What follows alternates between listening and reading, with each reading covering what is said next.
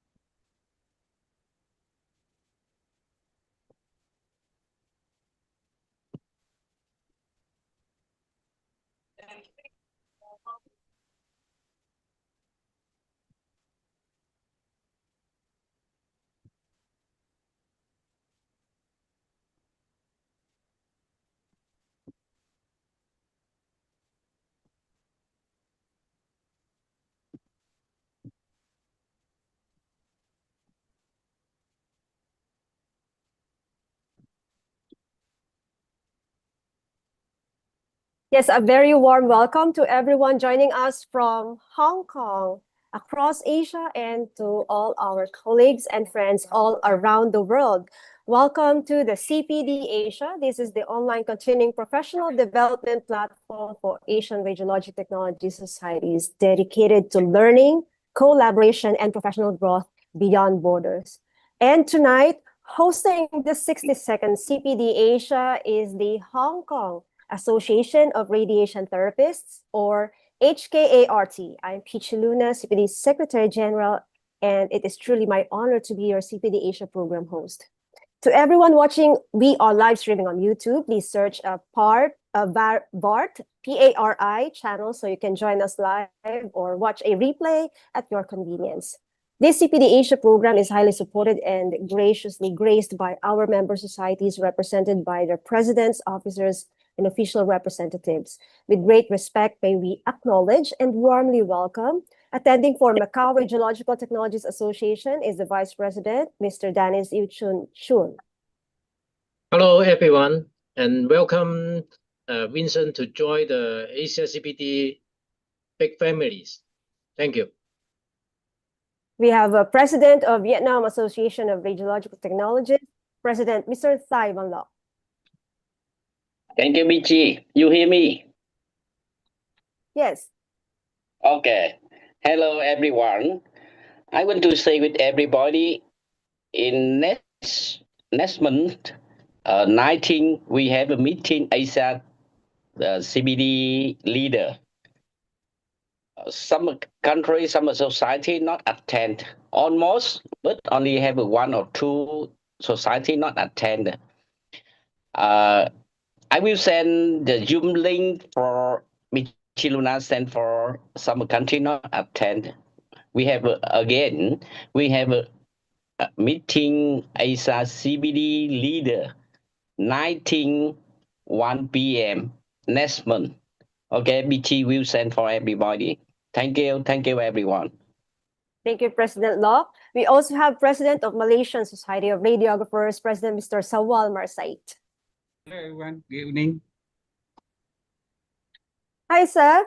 And also we have President of Indian Society of Radiographers and Technologists, ISRT, President Mr. Mohan Lal Bhagwat. Hello, everyone. And I would like to extend my sincere thanks to the CPD committee, which are organizing the webinars of the world standard and calling the international repute faculties to impart education to our community. Thank you very much. Thank you, President Bhagwat. We also have the Vice President of Japan Association of Radiologic Technologies, the Vice President, Mr. Naoki Kodama.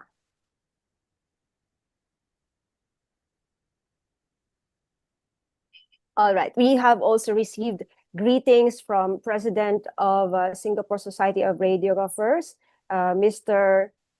Abdul Razak. We also have received greetings from President Mohammed Abdul Ghani of Palestinian Association of Medical Radiation Technologists, from Association of Cambodian Radiological Technologists, President Sophie Lee. We also have received greetings from Taiwan Association of Medical Radiation Technologists and Taiwan Society of Radiological Technologists, and also from Hong Kong Radiographers Association, President Mr. Nan Tak Ming. So with that, we also have here our invited panelists from different countries. We have Mr. Sivile Intenseng. We have a past immediate president from India, Sir Selva Kumar. We also have here from Vietnam, Dong Thiet Quang. Putu Adi Susanta, Indonesia. We have Madam Chan Lai Quang from Malaysia. And Yusuf Iskandar from Indonesia. Oh, President Sophie Lee is here. President Sophie Lee. Evening, everyone. All right, they'll be joining us again later for the Q&A session. But before I introduce you, the president of HKART, I would like to request everyone to please open your camera briefly and so we can have a short photo session.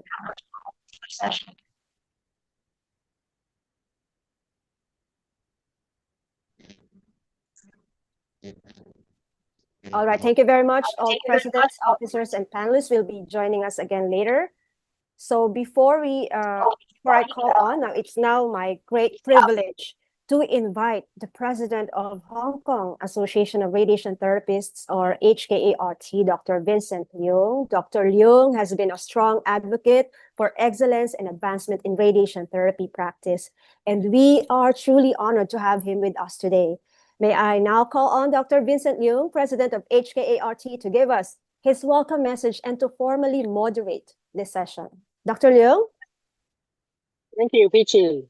Well, the honors is on me. I feel really privileged to be invited to join this ASIA CPD family. I also feel very happy because as a radiation therapist, we can advocate for this Asian CPD initiative in the support of the development of our profession. So to start with, may I just share with you some of the introduction of our association first. Let me share my screen. So we are the Hong Kong Association of Radiation Therapists. As you can see from its name, we are an association that is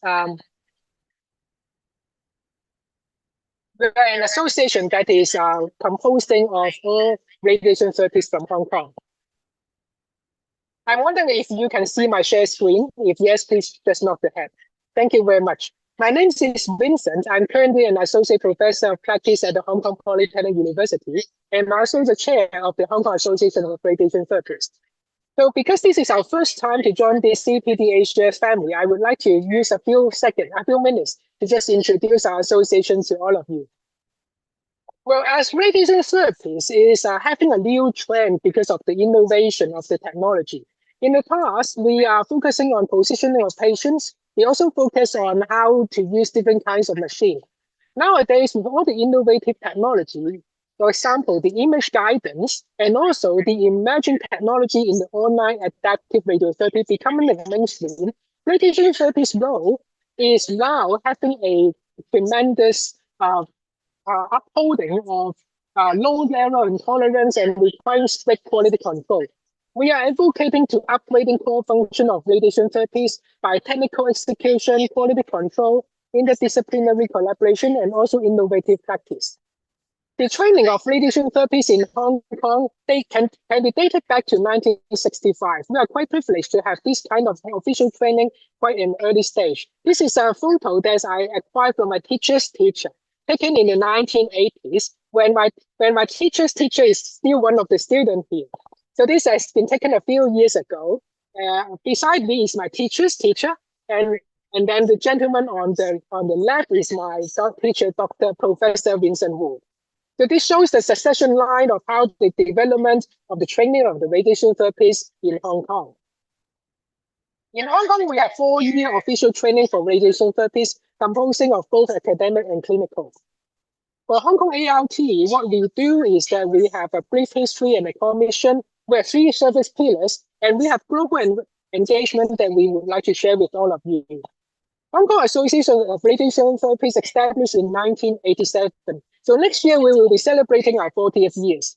Formally, we are known as the Association of Therapeutic Radiographers. Our mission is to enhance the professional status of radiation therapies, cultivate a global perspective and promote international collaboration, safeguard the well-being of our members, and strengthen communication and exchange within the industry. We have a strong representation because we represent 95% of all radiation therapists in Hong Kong. It's worth noting that we are not a mandatory membership association. All members join the association in a voluntary basis. So this shows some of the activities that we hosted in the past few years. Just a glance of how the radiation therapist workforce is like in Hong Kong. We have 15 hospitals offering external beam radiotherapy. In Hong Kong, in a 7.5 million population, we've got 52 external beam machines, 447 RTTs in clinical practice, which makes 8.6 RTTs per machine and 6.9 min-max per million population. This is a map showing the allocation of each hospitals and how the different machines and the radiation therapies is like in Hong Kong. As Hong Kong Association of Radiation Therapists, we advocate for the promotion of our profession. Therefore, community influence in media, in local media, is one of our major mission to advocate for the professional identity. In terms of global engagement, we leverage on the credibility of representing over 95% of our peers. We effectively represent our radiation therapist community in Hong Kong on an international stage. I hope most of our panel members and some of the participants here still remember in 2024, we hosted the ISRT World Congress, and we also advocate a robust CPD framework in Hong Kong community. So we proudly organized the ISRT World Congress in a 4 days conference in collaboration with the Hong Kong Radiographers Association and the Hong Kong College of Radiographers and Radiation Therapists. In addition, we also took part in the Seoul August 2023 Asia Radiotherapy Symposium, 2024 in Taipei Asia Radiotherapy Symposium, and last year in Chiang Mai Asia Radiotherapy Symposium. And we are welcoming all the guests from the 7 members from all over Asian countries to Hong Kong next month for the Asia Radiotherapy Symposium in Hong Kong. We also connect with Australia with webinar and some of the activities with them. For the Chinese mainland, we also collaborate with the Guangdong province. We led a group of 30 radiation therapists delegation last year to help leverage on the gap between the two regions. Some of the past events that we organized all together, we hope that we can have all the family come together for the evocation of our profession. Building on the future together, we hope that by leveraging on the ASIA CPD platform, we can share technology, we can share how we development of the talent, and hopefully we can develop some kind of clinical collaboration.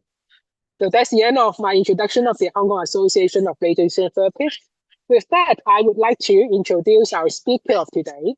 Our speaker of today is Professor Shara Lee. She is my colleague in the Hong Kong Polytechnic University and the program leader for the Radiation Therapy undergraduate program. Today, her talk will focus on From Data to Decision, Shaping the Future of Radiotherapy Practice. So this is a recording, and then Shara will be answering Q&A right after the recording finished.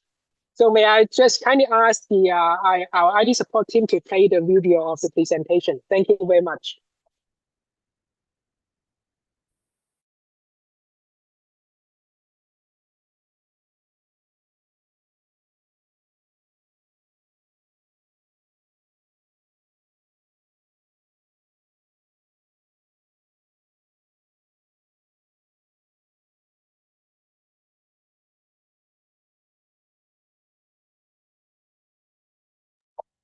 So perhaps there are still some kind of technological delay. So sorry for the delay. I hope our technical team will play the video very soon.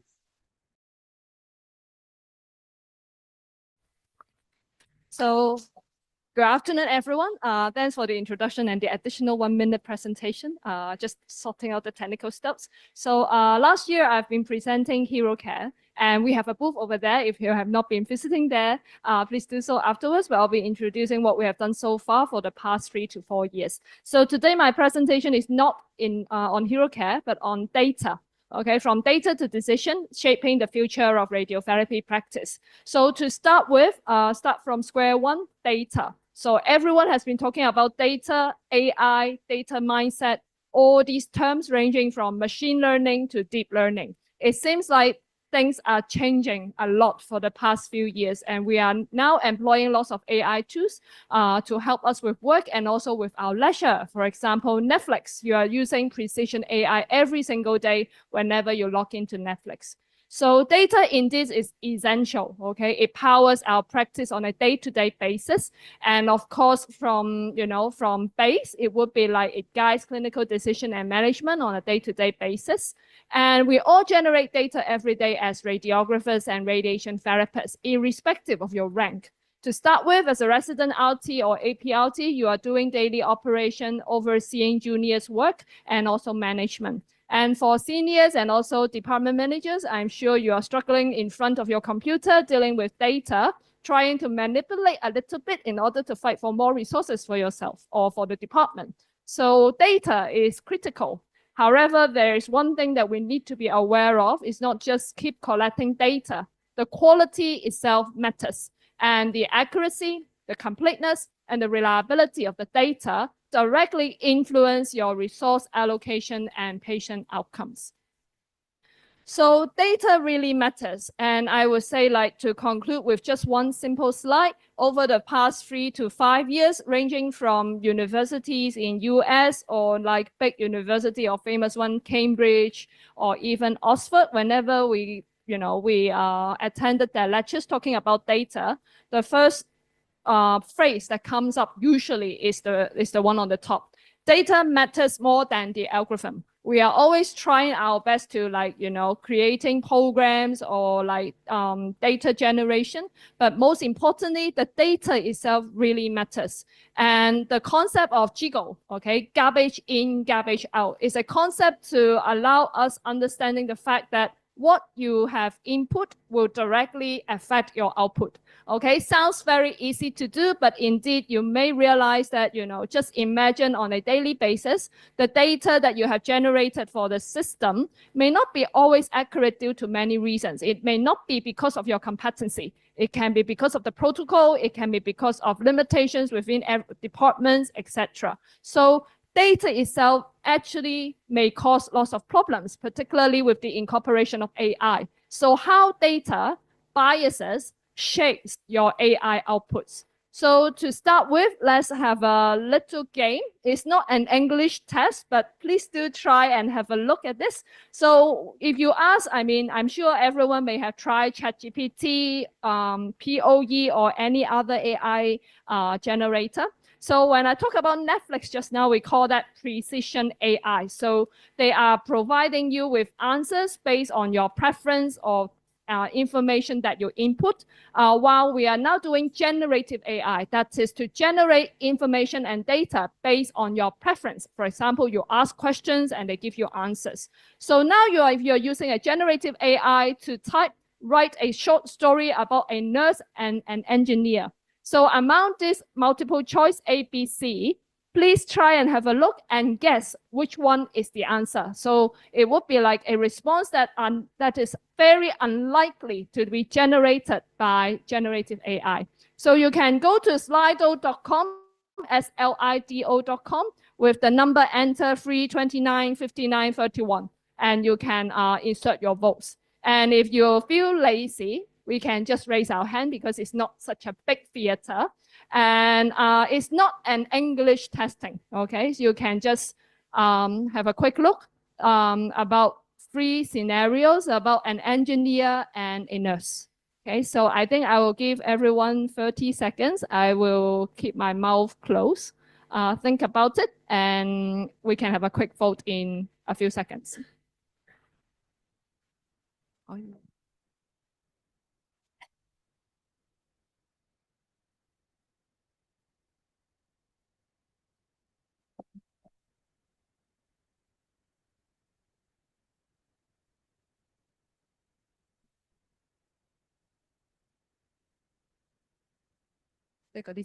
Yes. So those who may not have very good eyesight, I hope you can read it. Okay.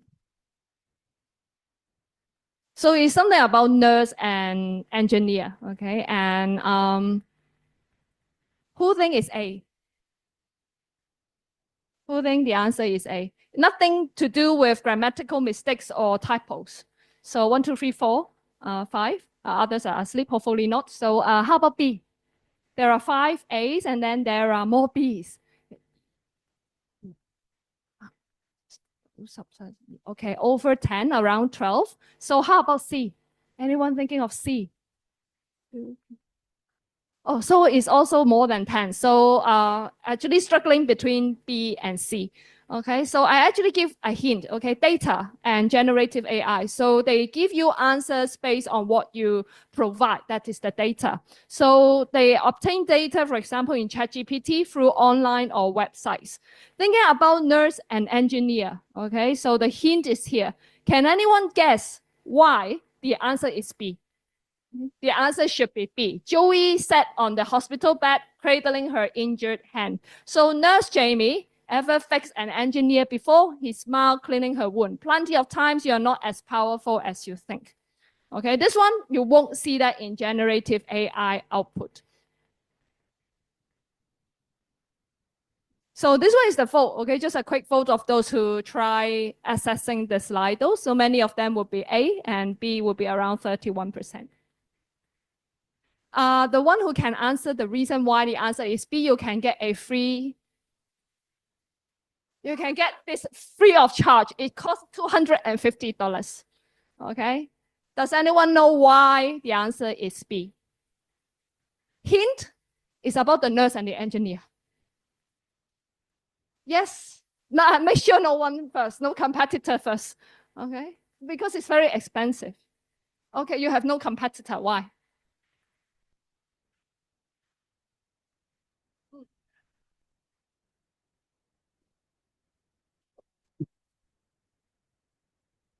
Mm.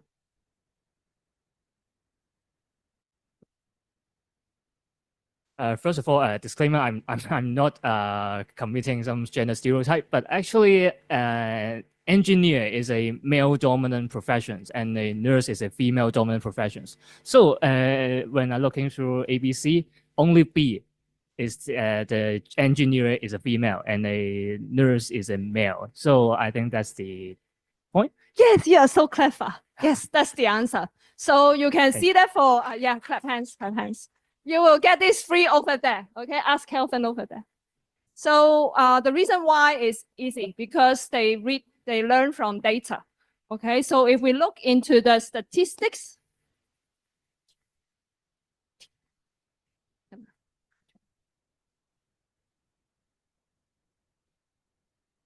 that's the problem switching between websites and okay. Okay, so it's actually that matters is the gender. Okay, so B is the answer. And looking back into what data being fed by, ChatGPT is that men dominate in the field of engineering. So indeed, okay, looking into various professions in engineering, male always dominates. And that's why they never generate a story with a female engineer and a male nurse. So the concept or the key takeaway message is biased data make biased AI, okay? Even though we don't mean to give a bias, but that's the fact, okay? In this world, there are always data that may be biased, that may directly affect the output whenever you use generative AI. So what we can conclude at this point is that AI is only as good as its data. And the data depends highly on the training data that you provide in your clinical settings, the knowledge base that you have, your justification or critical critique or analysis of what you have input into the generative AI, and also the prompts that you input. Asking the right question is very important in order to get a right answer. It's just like everyone may get the same set of data, but the way that you interpret to read it and give it an output or make an action can be very different. So I'm sure at the senior level of staff, you may realize that collecting lots of data and being able to present what you really want based on the data is a very critical skill. It's not that a statistic, expert can do. It's more like how you speak data and add on data. So to optimize AI, it's important that we need a data mindset among the team. And this is what we have to learn, okay, for the coming many years, especially with the emergence of AI. And we have something called AI mindset and data mindset. As I mentioned, giving you an example just now, we got all the same set of data, but the way that we interpret, speak, and act can be different. So we speak, we think, and we act using a new set of skills based on the emerging technologies that are now available for the past 3 years since the born or the birth of generative AI and ChatGPT. And indeed, we are now partnering with DALA, or another name of that organization called Open Cert Academy. They are providing training of data mindset and AI mindset. So we have incorporated that into our bachelor and also master curriculum for medical imaging so that our students are equipped with these essential skills in order to facilitate elevation or improvement among our profession. And within that academy, they have developed a set of programs and now being implemented by many organizations, particularly Department of Health and Hospital Authority. So I can say that now if we are having to fight resources with the human HR and also senior staff from HA, they all have attended this course, knowing how to interpret data, but in a way of how to persuading them to fight for resources. I think this is a very important skill, utilizing AI, but not just our human minds. It really can help facilitate your output and saves you a lot of time. And that's just a quick concept and introduction about the importance of data and AI. So here I'm going to share with everyone in the field or context of radiation therapy, particularly in research within our team over the past 3 years. We are actually having 3 real-world projects that leverage data and AI from concept to implementation. So the first one is photobiomodulation. The other one is a quick recap of our track record of hero care, and also a new program working with different centers, which I would like to quickly introduce everyone. So the first one is photobiomodulation. Once again, I would like to thank staff from Prince of Wales and Queen Mary Hospital. We have conducted the first radiation therapy-led randomized clinical controlled trials for the past 5 years. My student Victor has graduated and he's now working as an academic at Chinese University of Hong Kong. So indeed, okay, what we are trying to do within our team is to learn and to apply for the benefit of mankind. So it's not just in the context of radiation therapy, but to utilize resources around us in order to help our patients, particularly cancer patients. So when we talk about photobiomodulation, just a recap in case you have not heard about that before, it's a form of therapy which is non-invasive and very safe to address patient needs in terms of managing radiation therapy-induced side effects. So when we talk about radiation therapy side effects, you may think of immediately radiation dermatitis, oral mucositis associated with the treatment. And the reason or the problem or the pain point is that we can't really change or the fact that it will happen. More importantly is how to alleviate or make them feel better. And now that photobiomodulation can serve as a platform to prophylactically minimize the severity of these side effects. So based on this preliminary data and some concepts or like trials from North America and Europe, we developed our own in Hong Kong. It's the first in Asia. And apart from that, we also know about AI and also the use of radiomics. We have tons of data coming in thanks to every one of you here, sitting here, working on a front line, collecting all this information. So these images, these data can be used for prediction, identifying patients who may be prone to very severe side effects. Then we may do something or intervene earlier in order to allow them not to suffer too much throughout the course of therapy. So that one would be a multi-omic toxicity prediction. And at the same time, while they are suffering, we may provide PBMT, photobiomodulation therapy, to minimize their side effects. So these are the 2 data-driven research directions. The next thing is we have conducted the trial throughout the COVID period. Once again, thanks to Prince of Wales and Queen Mary Hospital and also Princess Margaret Hospital for recruiting quite a number of cases as well. So the problem behind it is that it's very time consuming. They need to reserve us a room. The patient has to come 30 minutes earlier before every single treatment, at least 3 times a week. So the resources is demanding. We do not have enough radiation therapists. We do not have enough space. So what we are trying to do is innovations. So we work with different departments and also professors, and now we have developed an AI-driven radiation dermatitis assessment tool that will help us to assess the side effects of patients without the involvement of a radiation therapist on a regular basis.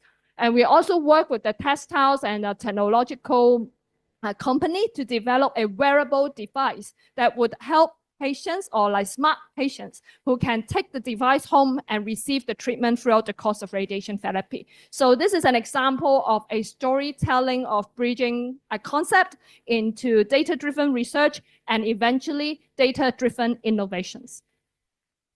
So we have published a paper. I think that's the most prominent paper that our team has published for the past 5 years with extremely high impact factor. So this student has already passed the PhD, has just graduated.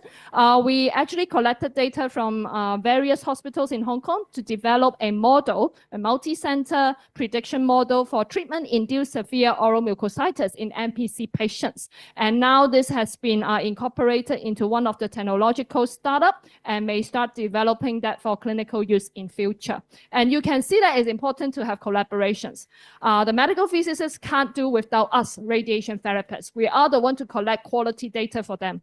If we don't provide quality data for them, there's no way for them to process the data. So I think collaboration is extremely important. So you can see within the team, we have PhD students, we have physicists, we have oncologists, and we have the majority of them radiation therapists together with physicists. So I think they or any other profession should not underestimate our power or role in conducting all this research for the betterment of our patients. So just a quick recap or introduction of photobiomodulation. Okay, it's a non-ionizing light sources. You don't have to lock the patient somewhere to do it. You can do it on the side. And indeed, this light in the form of visible and near-infrared spectrum, it helps to initiate biochemical reactions within the cell, mainly on the mitochondria. That helps to restore cell functions and accelerate wound repair, particularly for patients having like OM or radiation dermatitis. In the old days, we call that low-level laser therapy. And in some cases for like oral mucositis, we need to wear a laser goggles to protect ourselves during treatment. And this is the size of the machine. You can hold it in a trolley. We just need a small room, maybe a consultation room when there is no OPD follow-up. And we can just have the patient going in and receive a treatment 3 times a week, and each time around 30 minutes. But it has to be operated by a personnel. So it takes time and human resources. And just quick recap of, once again, our results. Indeed, we have conducted a pilot trial to find out very effective responses for radiation dermatitis. Then Dr. Victor Tam presented a randomized control trial and conducted 72 patients. And we have published in a paper called Supportive Care in Cancer, suggesting that this treatment may help to alleviate or reduce the grading or severity of these side effects. But at the same time, interesting finding of mitigating weight loss in patients having oral mucositis. So weight loss itself is a functional effect. It's not just a regional effect. So it's extremely interesting and warrant further investigations. And we work with ENT surgeons and also oncologists for the project. We have presented the challenges just now, very time consuming. We need space. And of course, there are good points about it. We can talk to patients throughout that 30 minutes so you can understand more about the patient needs and you can evaluate the patient within a protected time. However, another concern, okay, is that the same modality can be used for many other cancer-related treatment side effects, not only OM or RD, but also trismus or even some severe reaction regarding the oral cavity. So with that, we work with the medical physics team within our department. And now that we develop a deep learning-based automatic assessment for radiation dermatitis and publish in the Red Journal. So once again, you can see involvement of Vincent, Victor, myself, a group of physicists, etc. So I think all these research are highlighting the fact that these two professions are primary role player in all these application-based research. So I think that's the way to go for us, you know, since we are doing this every single day, collecting data anyway.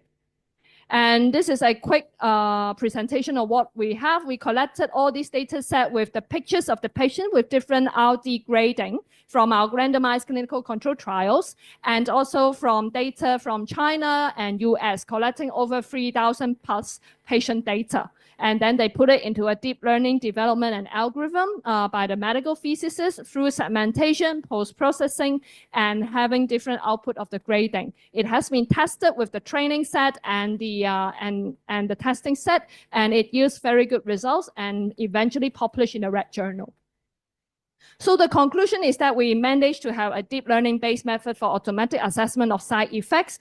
We are now doing similar studies on oral mucositis, a little bit of a hiccup because you need someone to open their mouth and take pictures, and it's very dark, and you need to have a flash, and that flash may actually add into the artifact of the image. However, it presents with a great potential for effective and efficient assessment of radiation dermatitis.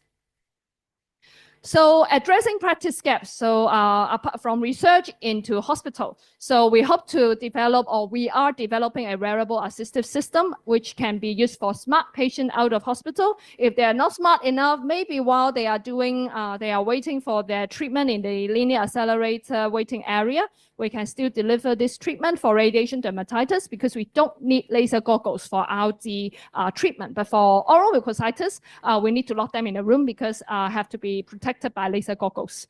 No harm for a try. We have done all these patients, very good at first effects profile, no side effects at all, and it has been presented in many of the trials across Europe, no reported side effects or complications associated with PBMT.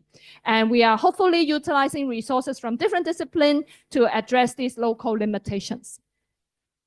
And why do all these matters? Because our patients, thanks to us, they are living much longer. Okay, survivorship is an issue. You don't want them to suffer from very severe OM and end up suffering in the MPC clinic. Okay, presenting with loss of symptoms because of the radiation and also for chemotherapy. So during the COVID period, while we were stuck, we couldn't go to PWH, QMH, or PMH for data collection. We started to work with ENT surgeons in the MPC clinic, looking into patients who completed radiation therapy treatment and suffering from very severe side effects, unfortunately. So we look into their patient-reported late toxicity and realizing that there are indeed lots of potential improvement that can give a chance for our patients to live better beyond radiation therapy. So just to have a quick conclusion based on this study, we collected data from many MPC survivors from MPC clinic. Okay, they went there just because they have very bad side effects. And indeed, we realized that collecting data systematically from our patients, personalized supportive care strategies is important. We really need to identify those who are having very high risk of big problems. We pick them up, do something earlier so that they suffer less and they may not need to go to the MPC clinic upon completion of radiation therapy. So in order to provide personalized strategies, it's important to have good monitoring. We are very busy, so maybe AI-driven monitoring may help using like deep learning assessment that we have developed. And at the same time, if we can deliver treatments like that, like PBMT with a wearable device, then there is no time limit, no resource limit, as long as we can teach our patients properly. So this wearable device may help to manage side effects and address the original problem, that is to develop personalized supportive care. So the key takeaway message of our first three is yeah, you need to switch off your mic. Someone in the audience. Hello. You must be enjoying my presentation. Yeah. Okay. So these are two key takeaways instead, if you are starting to doze off. So frontline clinical insights, what you think the patient needs while we cannot address at the moment. With quality data, we may be able to provide some patient-centered solutions. And the people who help to identify clinical needs is not us as academic, but as you, the one who are working frontline in the hospital, and leveraging good quality data by collaboration, we can provide better patient care. So I think that's the loop that I would like to share with everyone for our first story, PBMT in cancer care. Next is hero care. So yeah, this one was for Fyron. Yep, and if you are interested, once again, the booth is over there. So it's a data-driven pediatric care. So why data-driven? Okay, it's not because I just visited a patient and then I think that, oh, she needs help, then I offer help. No, that's not the case. We need data to prove that this is necessary before we contribute or putting resources into it. So back in the days, we realized that there are three key statistics. First of all, around 5% of pediatric patients did not need anesthesia in order to complete the whole course of radiation therapy. So only 5% of them no GA, no sedation. So the remaining 95% means they need some form of sedation. And at the same time, if you provide anesthesia or sedation to patients on a daily basis, an extra 60 to 90 minutes, contributing to over 45 hours plus for a 30 fraction course for a patient's required brain RT. And of course, in terms of its cost, looking into private setting, averaging public resources around $40 萬, okay, $450,000 for anesthesia service for a 30 fraction RT course. So based on these data, we try and address the gap by having a hero care project, which is solely driven by radiation therapists in Hong Kong. So we call that holistic empowerment in radiation oncology. Once again, thanks to generative AI, it's not my invention. I just think about hero and they give me this long term, which is an excellent presentation. And it's a personalized workshop. And indeed, we work with our students, we work with oncologists, we work with hospital collaborators, particularly Queen Mary Hospital, Hong Kong Sanatorium Hospital, Queen Elizabeth Hospital, and Prince of Wales Hospital. Once again, thank you very much for referring the cases to us, because without you guys, we can't really implement our program. And most importantly, we actually supported by our students. So the main resources is the students and also the resources within the university.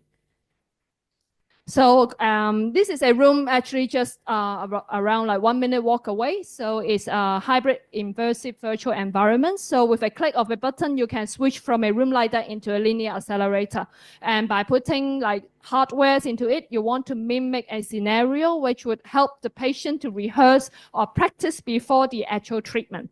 And because of this power, we can actually turn using YouTube videos of patients' favorite cartoons or favorite roller coaster ride in order to provide them with a gamified workshop. So just a quick recap. I'm not going to tell this story again. I have presented this last year. So we start with ice breaking with the kids by the students, and also we talk to the carers, briefing about what we are going to do today. And then we have used like gamified stories from playing into a rehearsal, hopefully allowing the patient to understand that one of his major mission of coming for this rehearsal is to be able to lie flat and still all by himself throughout the course of radiation therapy.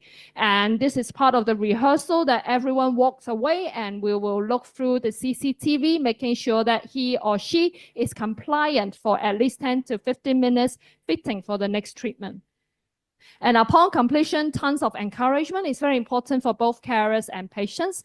And either it can be presented as a 90-minute on-site workshop here at PolyU. Some patients are too weak, hospitalized in Hong Kong Children's Hospital. We will have a 60-minute online workshop hosted by our students in radiation therapy, and also one of our co-leaders, myself, Helen, and also Vincent.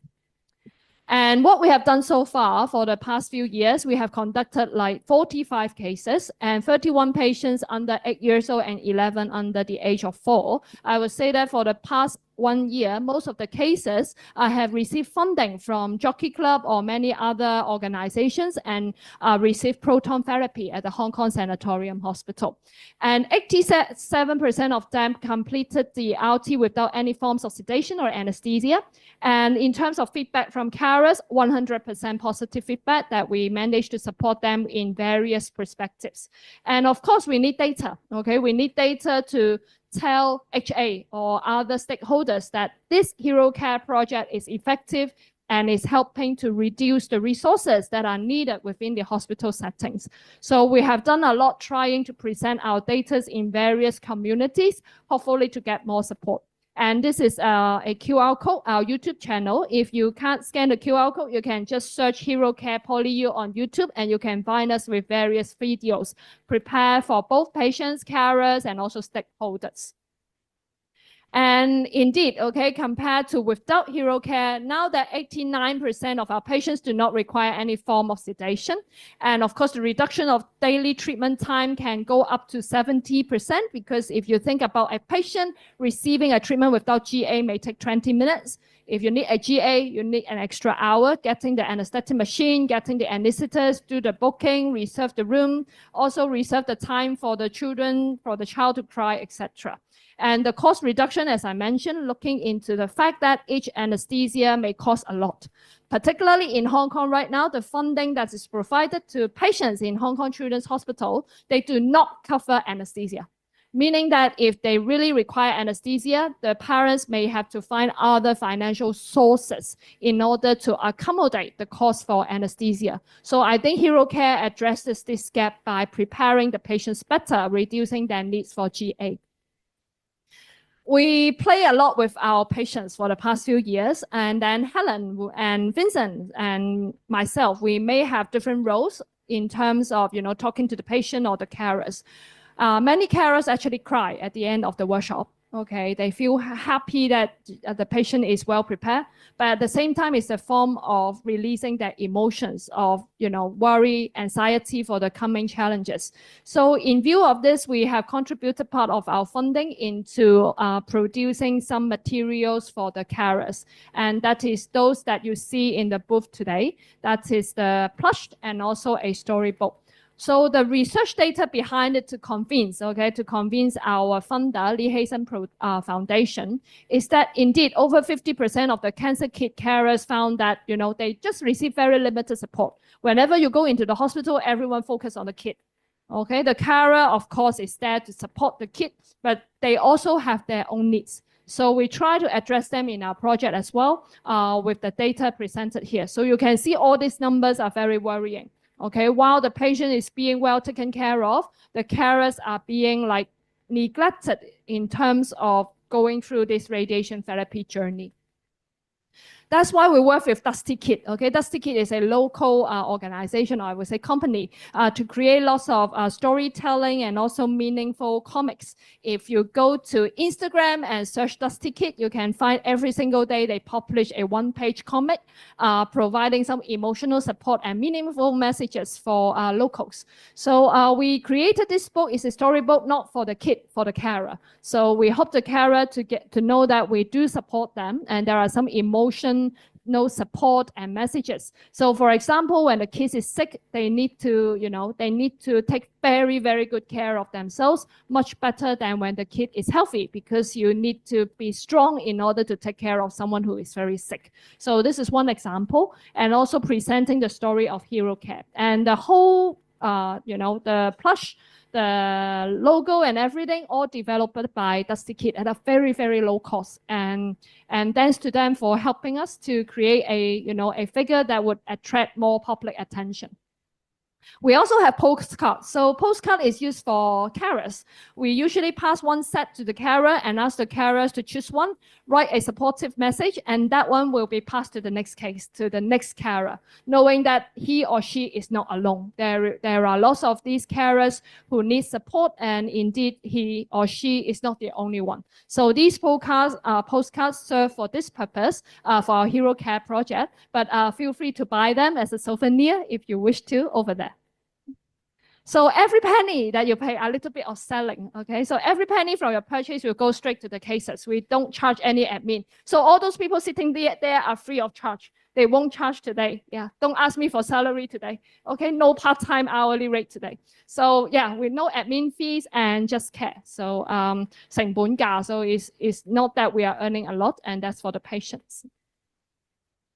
So luckily with this presentation and, you know, through different stakeholders, we have won a very, very prestigious award 5 months ago. That is a QS Reimagine Education Award. So this is an Oscar of Education Award within the academic community on a theme called Nurturing Values and Ethics. The champion of this category is the Olympian Foundation, who support child from global perspective, ranging from Africa to Europe to Asia, to use Olympic concept to support kids for their development. So it's actually very, very lucky for us to win this prize.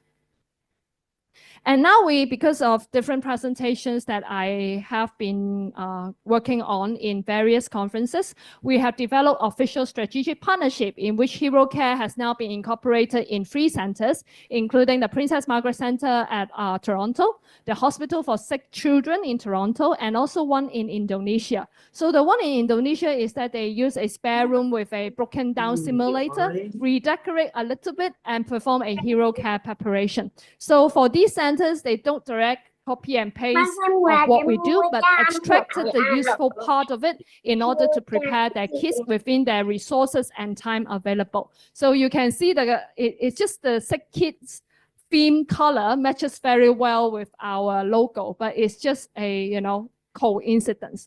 I only realized that a few weeks ago.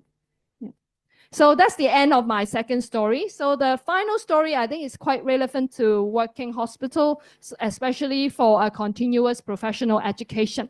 It's a new project called Professor E Reflection. So we are using AI developing chatbot for clinical training and continuous professional development. So what is it? Okay, so when we talk about students, ranging from students and then graduate to become resident RT, we always teach them or giving them guidance of how to operate machines, how to do their daily routine work. They may have lots of problems or obstacles encountered throughout their career progression, but they may not be very comfortable to tell you as a senior. Okay, so how do we know whether they can learn and reflect upon themselves throughout their career? So it's just like we ask students to write reflective journals, okay? It's something that is, most students may think, what is it? You are just asking me to write a story and then submit to you and you give me a grade. No, we don't want to do this. So now we utilize an AI chatbot developed by HKUST, working on reflective journaling. So it's not just for students, but also for our working radiation therapists. So the problem is, if they write their reflective journal in an effective way, we submit that to you, and we have 150 students per year. We can't really read through them every single one in detail. So with the large cohort, it's very challenging for us, and also for trainees, okay, to write up essays to you on a regular basis. So the problem in the old days with reflective journals or writing an essay to tell you how they progress is ineffective because they struggle to reflect deeply, only think of it as an assignment. If there are too many to read, I can't really read 150 radiography students in a cohort every single semester. And usually even I spend time reading it, I can't give feedback to every single one in detail because, sorry, I don't have time. I only have 24 hours a day. So the answer to this is an AI-guided reflection, okay? This is a platform to make it very easy to understand. The one in the middle is just a logo, okay? Called Professor Yi is the platform. And then we created assignments specifically cater for a purpose. So for example, my recent assignment is students undergoing Block 1 placement, okay, from not for the first time seeing patients and experiencing a daily clinical work. And when we go and visited them, they usually say, very good, my CE treats me very well, okay, 師兄師姐 excellent, all very good, okay, but what's in depth? He or she might have experienced something and may not feel very comfortable to talk about it. So this is a platform that he can have a conversational chat, which is humanized and non-judgmental. So you can see the assignment is like that. So they can choose either one of these questions to answer. So a reflection for early block clinical placement, for example, some areas that you would like to explore, any most recent event that made you unhappy during placement. So giving you one real example here. I was treating a patient in the LINAT. He has end-stage brain tumor, suddenly stopped breathing as he's finished his treatment. Okay, so he started the chatting. That's the entry by the student. Then the reply is like that. Okay, that's the AI chatbot reply. It's deeply emotional and challenging. There are some reflection points you can consider, like emotional impact, your response, and learning insight. So you may not have to answer this directly. For example, in this patient, in this student, he's very realistic. I just felt so stressed and I didn't know how to react, even though I have learned emergency care skills in class. He's just frozen, not sure or not knowing what to do.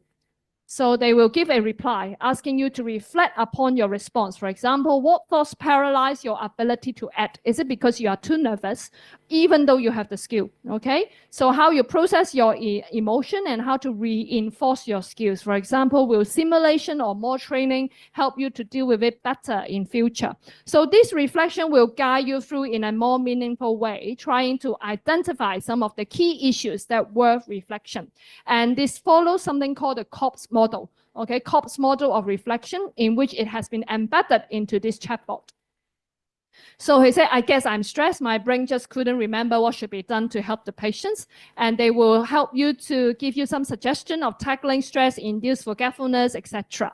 So this is the chat, and the students can do it anytime 24/7 by logging in. And after that, they can actually generate a summary. Okay, so you can ask the chatbot, they don't need to write the essay. Just say, please generate 300-word summary of what I have just talked to you. So they generate the 300-word summary. The student look at it, looks great. Then just press submit, end of story. Okay, there's no need for them to write reflections. The students over there must be very happy. That's your next assignment. Yeah, our year 3 students over there. Okay, so we have a structured reflection summary that generates reflection and the student review. Some of them, he may not feel very comfortable, or I don't want this for Shara to know. So you can delete that part and then ask him, I don't want them to talk about, this, I feel very shy. And then they will just delete it and regenerate that for you. So you can do this until you feel happy and then submit. So this one is the example. So help me generate a 500-word summary and then generation. And then there's a button at the bottom called submit, and then he finished his assignment.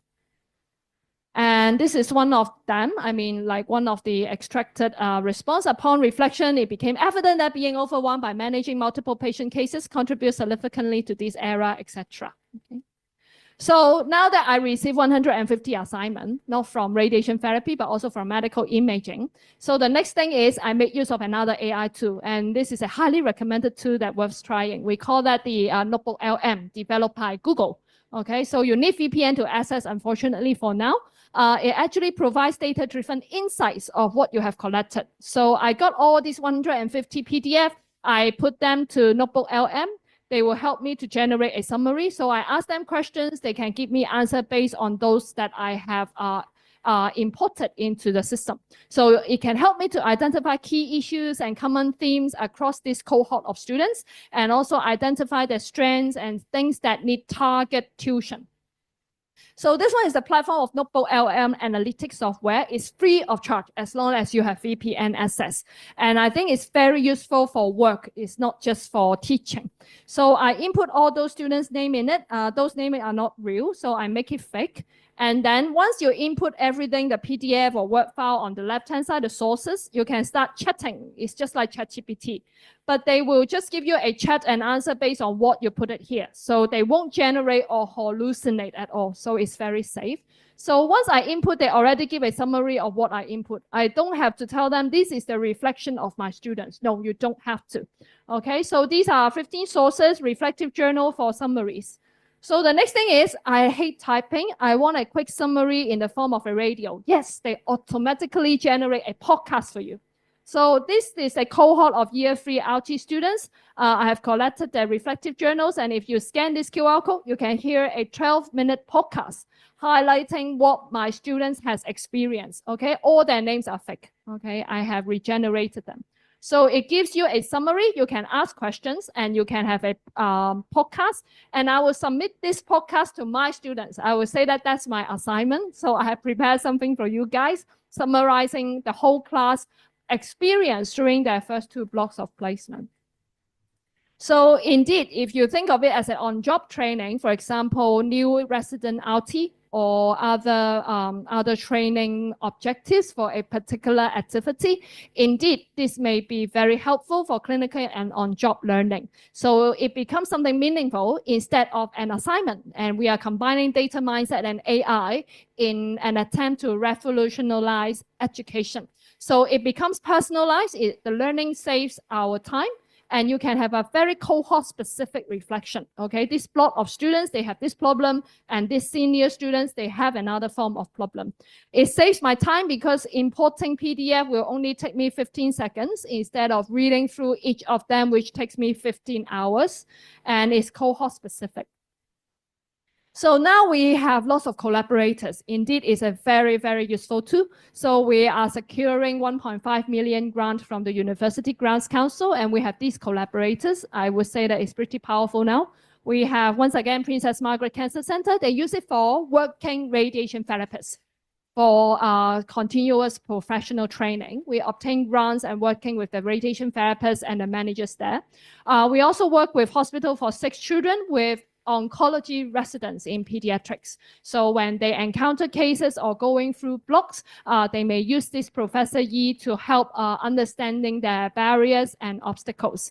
Of course, within our faculty, we have radiography, we have the rehab science, we have nursing and med lab science students all getting into the team.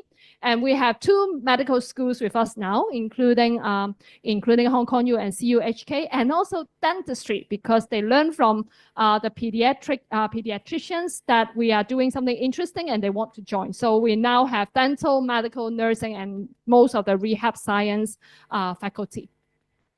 So the key takeaway message of today is, first of all, meaningful innovation not begins with hours. It's more on the frontline clinical insights and quality data. And indeed, these solutions will definitely transform patient care. AI is saving us a lot of time if we use it properly and accurately. And radiation therapists, I would say, that holds the key to personalized healthcare. Why? Because we are the one who will safeguard data generation and data quality. So remember, garbage in, garbage out, no garbage. Okay. Next thing is, AI can only be as good as its data. And where are the data come from? Us. We are the guardians of the data. Okay. So I'm just making use of generative AI to generate this Marvel theme icon. Okay, so we recognize our essential role as frontline creators and guardians of clinical data, and we need to develop and embrace a mindset that would really help to push forward our profession. And hopefully we can all actively partner with AI as collaborators, but not for them to replace us, and we are not competitors. And my unofficial recommendation, if you want to play around with this for your work, these are some very good ones you may consider. If you are doing academic papers, writing research, try Perplexity. No VPN is required. Okay, there's an app, you can just ask questions anytime. ChatGPT and Notebook LM requires VPN, and I would say that you can use that free of charge for Notebook LM. Worth trying. Okay, for example, you want to summarize a set of protocols and you would like to see some of the key insights, what are their differences, what are the highlights, how it relates to the updates, then you can make full use of these resources. That's not the end of my presentation. That's the Q&A for feedback for the QR code, and thank you very much for listening. Thank you, Professor Shirley, for the presentation, and I hope you enjoyed the presentation by Sarah.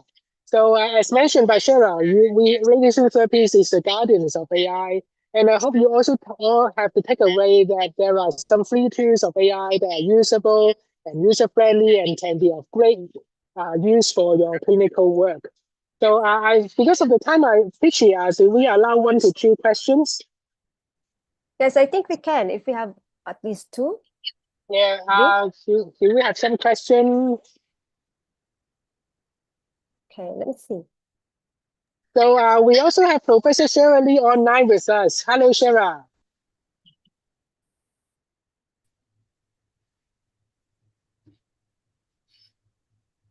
Hello, everyone. Hi.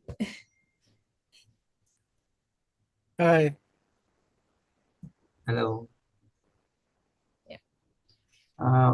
Very good evening, Professor Sharali. It's a very informative and a very good lecture you have given, and how you are managing using the database system and AI, and especially in handling radiotherapy patients. I just gone through all the 3 techniques you are following in this photo biomodulation and the hero care. It's a really interesting subject, hero care. We are just will try to follow in our patients also. In India also we are having a lot of pediatric patients. Most of the times due to the time lag and something, and to take care of the patients, to immediately to get rid of that problem, doctors or somebody trying to give immediately that sedation or something. But later effects are when you are going through the long-term treatment, later effects of sedations are there. So we are trying to do as much as possible to avoid that. Most of the 50% we are able to avoid that sedation, but not most of the cases. So your techniques, what you are following, I just gone through that, is very informative. And the other one for the technologies, the reflective journaling. As for the upcoming technologies, we can get a lot of information with the AI driven. We can do a lot of things. I just want to know that, can you explain one time that photo biomodulation? Oh, It's a very good, interesting one to reduce the skin effects, and skin care will very much improve in that head and neck cases. yeah. Can I get some more detail? Okay. Yep. So basically, just a quick recap. You can consider that as in the old days we call that low-level laser therapy, but nowadays it indeed allows the use of LED with various frequencies and fluence to help alleviate side effects of radiation therapy, ranging from radiation dermatitis to oral mucositis, and even chronic conditions like limb edema and hyperpigmentation.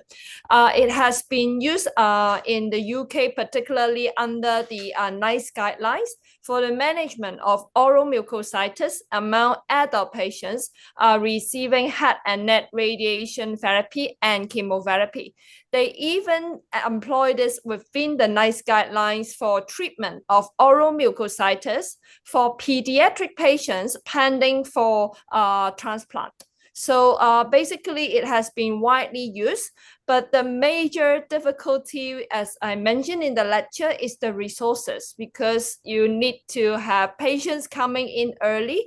You need additional hands in order to deliver the treatment on a regular basis.